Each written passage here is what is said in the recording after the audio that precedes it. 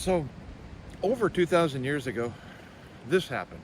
Matthew chapter 26, verses 1 through 12. When Jesus had finished saying all these things, he said to his disciples, "As you know, Passover begins in 2 days, and the Son of Man will be handed over to be crucified."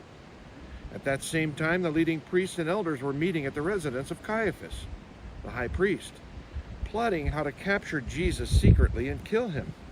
But not during the Passover celebration, they agreed, or people may riot. Meanwhile, Jesus was in Bethany at the home of Simon, a man who had previously had leprosy.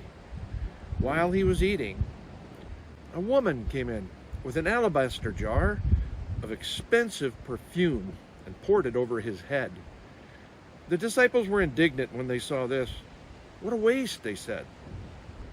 "It could have been sold for a high price and the money given to the poor." But Jesus, aware of this, replied, "Why criticize this woman for doing such a good thing to me? You will always have the poor among you, but you will not always have me. She has poured this perfume on me to prepare my body for burial. I tell you the truth, wherever the good news is preached throughout the world, this woman's deed will be remembered and discussed." And so this story has been written down and told throughout the world, just as Jesus said. And this woman came to Jesus with a jar of very expensive perfume. She poured it on Jesus in preparation for his death. Jesus did die and was buried. And he told them it was going to happen, and it did. But he rose from the dead. The resurrection happened. He's alive, and he told us that he is coming back.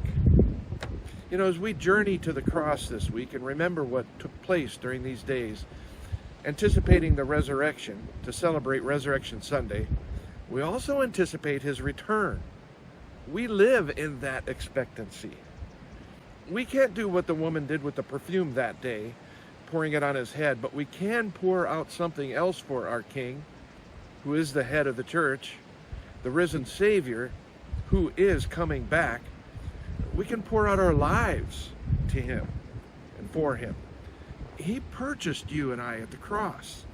He paid a great price for you to have life. So you can pour out your life as a fragrant offering to him. Who knows? Maybe your story will be told one day.